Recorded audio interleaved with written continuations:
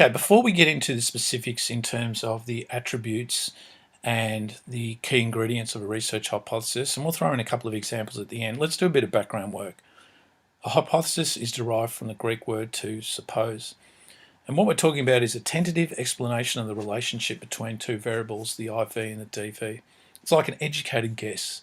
And based on further testing where we generate some descriptive and inferential statistics, we can either support or reject that educated guess that we made. The attributes of a hypothesis, it's got to be testable. So saying statements such as a blue sky is beautiful, Katy Perry's a great singer, Roger Federer has a majestic forehand, etc.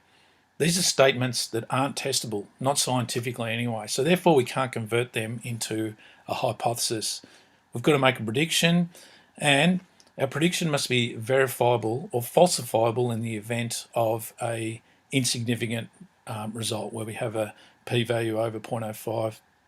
So the four key ingredients of a hypothesis: we've got to identify a population.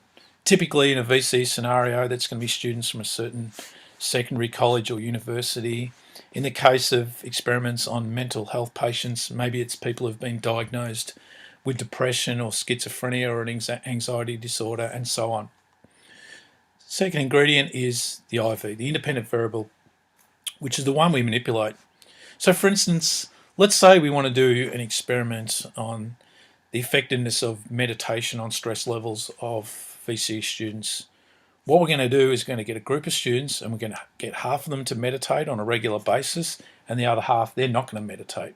So what we're manipulating is students either meditating or not. The DV, that's the one we measure, and it's dependent on the manipulation of the independent variable. So we're going to measure student anxiety levels after they've done their program of either meditating or not. Then we must make a prediction. And again, I'll reinforce these shortly with a couple of examples. After we've created our research hypothesis, we need to operationalise the IV and the DV. So this is sort of the last thing you do in your introduction of your ERA. So what we're doing is specifying exactly how the IV is manipulated. So just saying meditation, that's very broad on its own, and that's fine in the research hypothesis. But after that, we've got to specify how we're going to do it.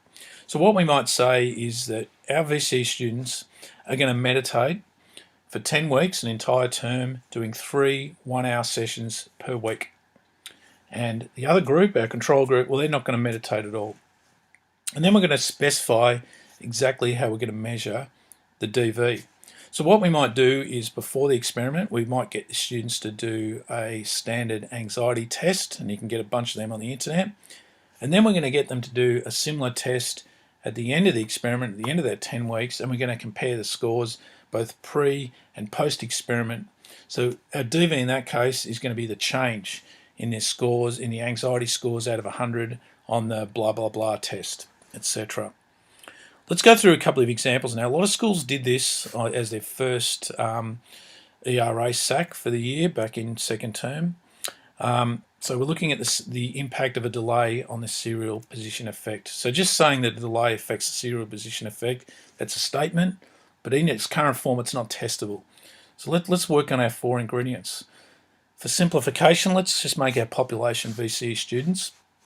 Our IV is what we're going to manipulate. We're going to get half our class to recall the words immediately after they're read out, and the other half, they're going to recall them after a brief delay. The DV is going to be basically the percentage recall of the last few items on the serial list. We're not going to worry about the primacy effect. And the prediction is the delay is going to reduce the recency effect. So put all those together, and it doesn't really matter the order. What I'm looking for as an assessor is that the students have ticked off those four things. They've got their population, IV, DV, and the prediction. So the VCE students will have a lower recall rate, that should be, not rare, of latter words on a serial list compared to the students who recall the words immediately. So again, check it before you finish off with this. Have you got your population? Yep, there it is, VCE students. Have I made a prediction? Yes, they're going to have a lower recall rate, the delayed group. Where's my IV? I've got two groups. I've got students who are going to recall them immediately, and I've got students who are doing it after delay. And where's my measurement, my DV? Well, we've mentioned the words recall rate, even though I can't spell it there. Then we're going to operationalise the IV. So how exactly are we going to manipulate it? Well, we're going to get you to recall 15 words immediately after I finish reading them out, or after a 1 minute delay.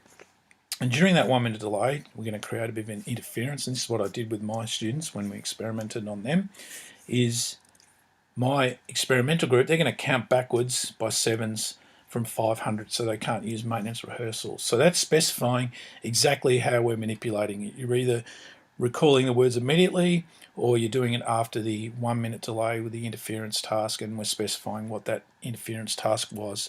So then the DV is going to be the recall rate of those last 5 words on that serial list of 15 words. All right, here's another example. Memory pills, you can buy these in the chemist. So the theory is these work. Again, in its current form, that's not testable. So let's narrow it down a bit. Our population, due to minors, we don't want to work with them. Let's test these on university students. So our IV is, we're going to get a bunch of university students, and we're going to get some of them, half of them, to take the memory pills, and we're going to get the other half to take placebos. We're going to use some deception. The ethics committee, they're going to give us the thumbs up, let's presume. So the DV is going to be their improvement in memory, i.e. from before they took them until after they took them. The prediction is that students who take the pills, they're going to have a more improved memory performance than the students who don't.